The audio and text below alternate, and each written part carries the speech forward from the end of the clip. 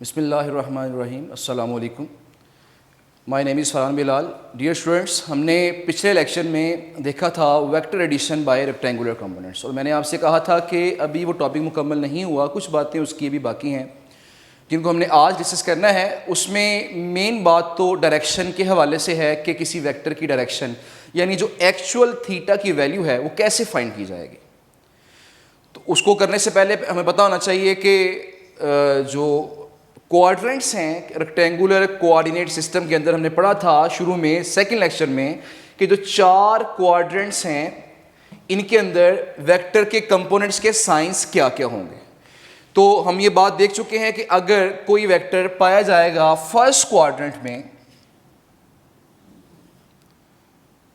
तो आप देख सकते हैं कि फर्ज करें ये वेक्टर ए है। अगर ये वेक्टर ए फर्स्ट क्वाड्रेंट में है तो अगर मैं इसके कंपोनेंट्स ड्रॉ करूंगा तो वो कैसे ड्रॉ करेंगे रेक्टेंगुलर कंपोनेंट्स। तो यहां मैं हेड से परपेंडिकुलर गिराऊंगा,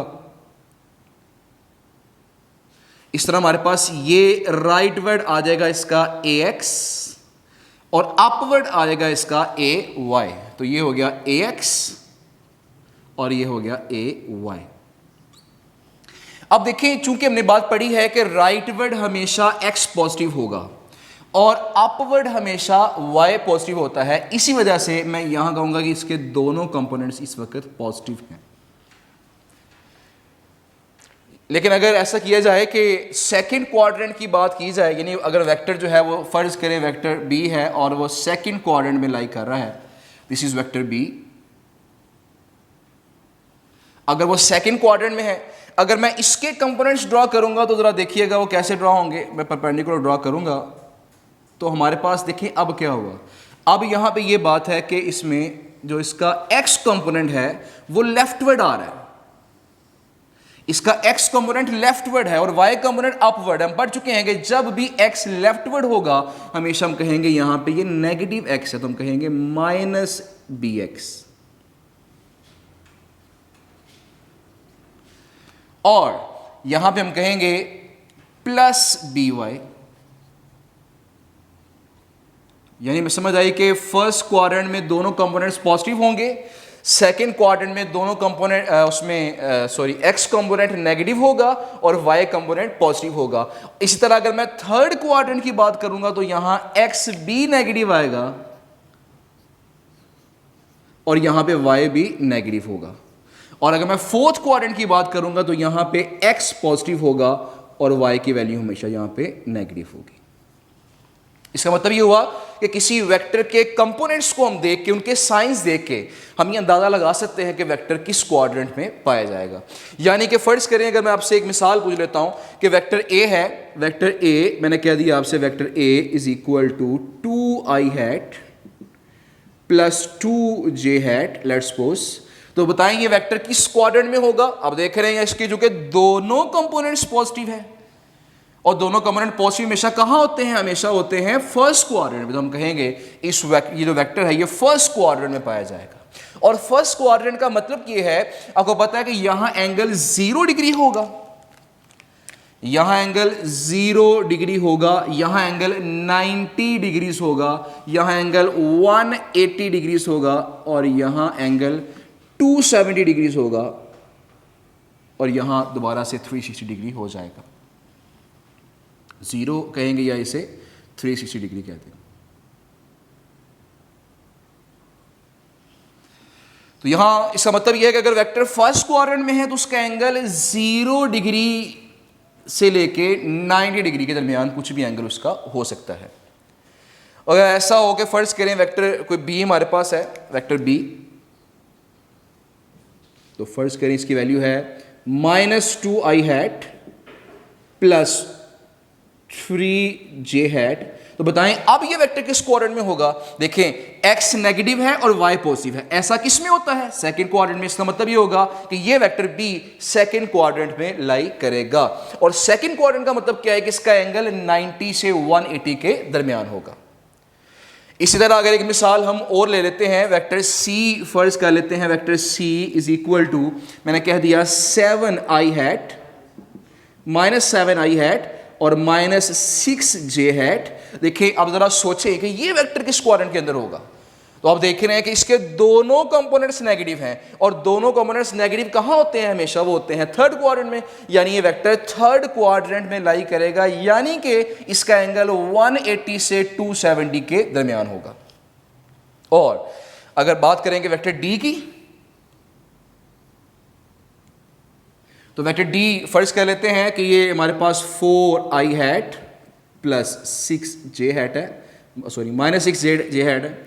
इसका मतलब यह है कि इसका x पॉजिटिव है, y नेगेटिव है। ऐसा किस में होता है? फोर्थ क्वाड्रेंट में, और फोर्थ क्वाड्रेंट का मतलब यह है कि एंगल 270 से 360 के दरमियान होगा। तो ये हमने चारों क्वाड्रेंट्स की जो सिचुएशन है उसको हमने देख लिया है। अब जरा देखते हैं कि फार्मूला जो हमने पढ़ा था, हमने सीखा था थीटा फाइंड करने का, वो फार्मूला कैसे अप्लाई करेंगे यहाँ पे और डायरेक्शन कैसे मालूम करेंगे। तो फर्ज करें हमारे पास वेक्टर है, लेट्स सपोज वेक्टर r है,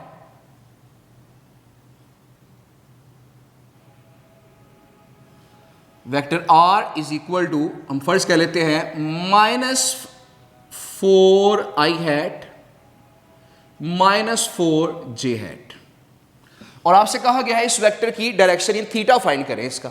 अब थीटा फाइंड कैसे करेंगे? फार्मूला हम सीख चुके हैं, theta is equal to tan inverse of, मैं लिखूंगा यहां पे ry ओवर rx, यानी कि द वैल्यू पुट करेंगे इसके अंदर तो मैं लिखूंगा tan इनवर्स ऑफ -4 ओवर -4। अगर मैंने ऐसा कर दिया, यहां आगे देखते हैं कि हमने क्या देखना है, इसका x कंपोनेंट भी नेगेटिव है, y कंपोनेंट भी नेगेटिव है। अब जब ये माइनस माइनस कटेगा, ये -4 से कटेगा, तो यहां पे theta is equal to tan inverse of 1, और इसका मतलब है कि इसका एंगल आएगा 45 डिग्री। मैंने आपको बताया था 2 लेक्चर पहले कि इसमें जब भी किसी वेक्टर का एंगल 45 डिग्री होता है तो उसके कंपोनेंट्स हमेशा आपस में लंबाई में बराबर होते हैं। तो यहाँ भी वही सिचुएशन है। अब देखिए इसका एंगल 45 आ गया। अब मुझे बताएं क्या ये 45 आंसर दुरुस्त है? क्या ये 45 एंगल जो आंसर आया है, क्या ये एक्यूरेट आंसर है? देखिए जो वेक्टर है उसके कंपोनेंट के साइंस तो ये बता रहे हैं कि वेक्टर थर्ड क्वाड्रेंट में होना चाहिए, और मैंने बता दिया कि थर्ड क्वाड्रेंट में एंगल 180 से ज्यादा और 270 से कम होगा। लेकिन मुझे बताएं क्या ये एंगल 180 से ज्यादा या 270 से कम है? नहीं। हम देख रहे हैं यहाँ पे कि ये तो एंगल है, ये तो 45 है, ये इस रेंज में नहीं आ रहा। इसका मतलब ये कि आंसर दुरुस्त नहीं है। अब क्वेश्चन ये है कि करेक्ट आंसर कैसे निकाला जाए, करेक्ट आंसर कैसे फाइंड किया जाए। तो करेक्ट आंसर फाइंड करने के लिए हमारे पास टोटल 3 स्टेप्स हैं।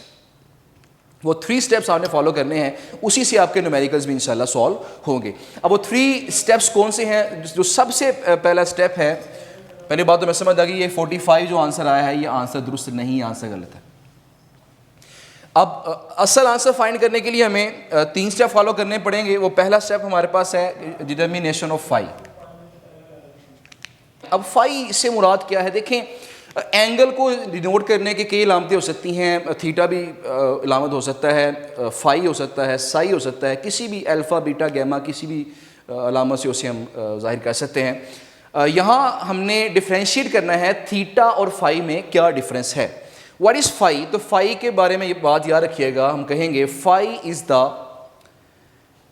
Angle from the nearest x axis and it may be in clockwise direction और इन एंटी क्लॉकवाइज डायरेक्शन। ये क्लॉकवाइज भी हो सकता है और ये एंटी क्लॉकवाइज भी हो सकता है। थीटा के बारे में क्या बात थी आपको याद होगी? थीटा हमने कहा था theta is the angle from the positive X axis and in the anti clockwise direction. उसके लिए बात बड़ी फिक्स है। जबकि जो फाई है उसके बारे में मैंने आपसे खुद ही कह दी, सिर्फ बात समझाने के लिए मैं ये बात आपसे कह रहा हूं ताकि जरा फर्क वाज़ेह हो जाए आपको। Phi is the smallest angle from the nearest x axis. इसका मतलब क्या है उसे अभी इंशाल्लाह ड्रॉ करके देखेंगे, लेकिन फार्मूले के लिहाज से एक बात याद रखिएगा कि जब भी हमने फाई मालूम करना है तो फाई मालूम करते हुए हमने जो वेक्टर के कंपोनेंट्स हैं उनके साइंस को इग्नोर कर देना है। जब भी फाई मालूम करना है तो फाई मालूम करने में ख़ास बात सिर्फ यही है कि फाई मालूम करते हुए हमने वेक्टर के कंपोनेंट के साइंस को इग्नोर कर देना है। यानी यहाँ मैं लिखूँगा r y over r x, और जब वैल्यू पुट करूंगा तो अब मैं वैल्यू ऐसे नहीं पुट करूंगा, बल्कि मैं लिखूंगा tan इनवर्स ऑफ 4/4, और जब ये कटेगा आपस में तो हमारे पास आंसर वही आएगा, फाई इज इक्वल टू, हम कहेंगे tan inverse of 1 and that is equal to 45 degrees. Okay जी, तो ये हमारे पास फाई की वैल्यू आ गई। यानी ये जो हमने पहले आंसर निकाला था वो एक्चुअली थीटा नहीं था बल्कि वो फाई था। तो जो फाई की वैल्यू हमारे पास आई है, इसकी मदद से अब हम थीटा मालूम करेंगे। तो पहला स्टेप हो चुका है कि डिटर्मिनेशन ऑफ फाई को मालूम करें। इससे अगला स्टेप ये है कि अब यहां देखिए, यहां हमने क्या किया था, यहां हमने कंपोनेंट्स के साइंस को इग्नोर कर दिया था, लेकिन अब अगले स्टेप में हम कंपोनेंट्स के साइंस को देखेंगे और क्वाड्रेंट फाइंड करेंगे, क्वाड्रेंट कौन सा है। तो यहां हम लिखेंगे डिटर्मिनेशन ऑफ क्वाड्रेंट। तो सेकंड स्टेप हमारे पास है डिटर्मिनेशन ऑफ क्वाड्रेंट। वो कैसे मालूम करना है, साइंस को देख के। अब देखिए, इसका चूंकि एक्स कंपोनेंट भी नेगेटिव है, वाई कंपोनेंट भी नेगेटिव है, इसका मतलब यह है कि ये वेक्टर इस वक्त पाया जा रहा है थर्ड क्वाड्रेंट में। तो यहां मैं लिखूंगा थर्ड क्वाड्रेंट। यहां कहते हैं इसमें चूंकि आर एक्स नेगेटिव है एंड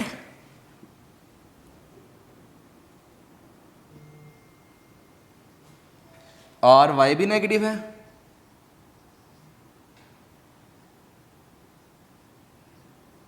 इसका मतलब यह हुआ कि यह वेक्टर थर्ड क्वाड्रेंट में पाया जाएगा।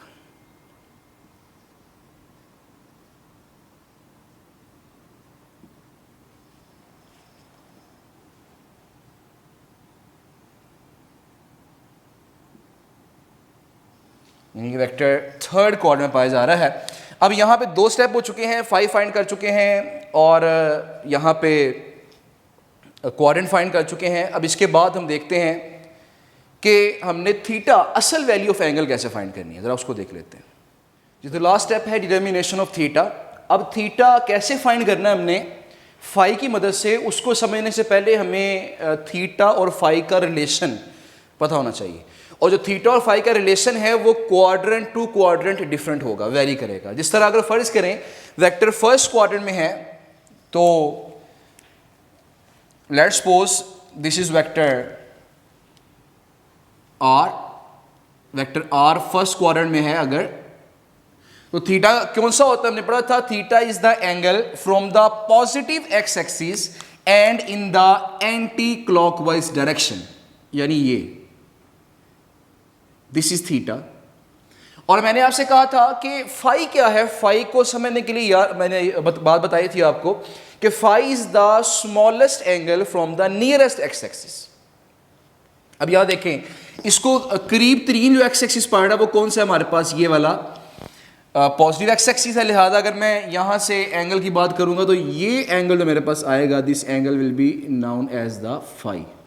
यानी इस केस में अगर वेक्टर फर्स्ट क्वाड्रेंट में पाया जाएगा तो फर्स्ट क्वाड्रेंट के लिए हम कहेंगे, फर्स्ट क्वाड्रेंट के लिए हम कह सकते हैं कि theta is equal to phi.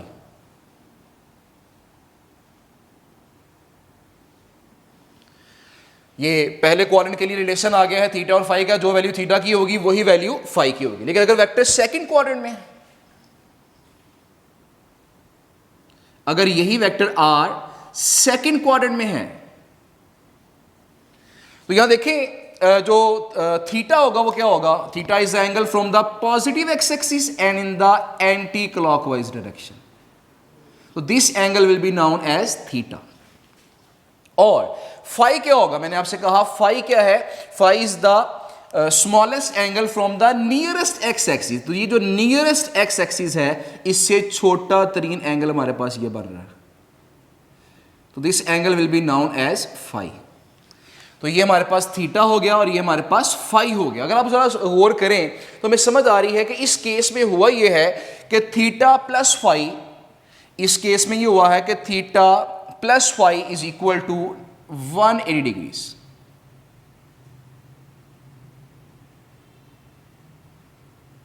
आपको पता है इस पूरे एंगल को 180 कहा जाता है। अब 180 जो एंगल है वो दोनों के मिलने से बना है, थीटा में ऐड करेंगे फाई को तो बनेगा 180।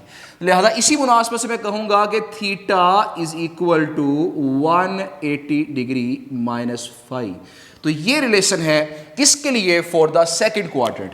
ये रिलेशन था फॉर द फर्स्ट क्वाड्रेंट और ये रिलेशन है for the second quadrant.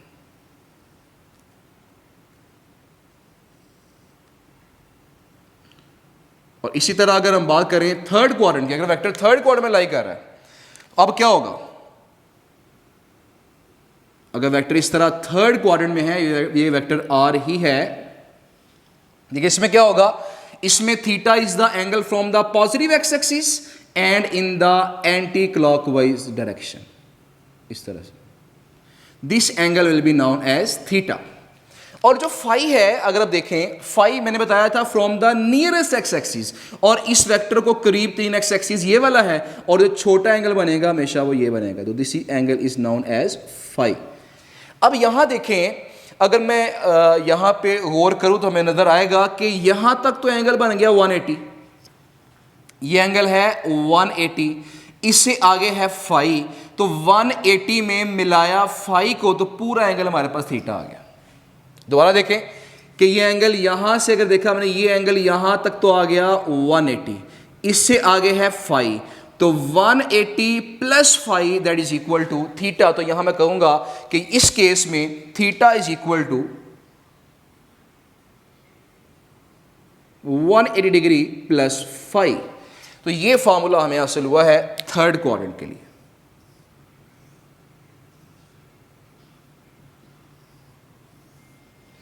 Third quadrant के लिए फॉर्मूला आ गया। अब लास्ट बात करेंगे फोर्थ क्वाड्रेंट की, और फोर्थ क्वाड्रेंट में ये सिचुएशन है कि वेक्टर अगर इस क्वाड्रेंट के अंदर है तो वेक्टर का नाम वही आर है।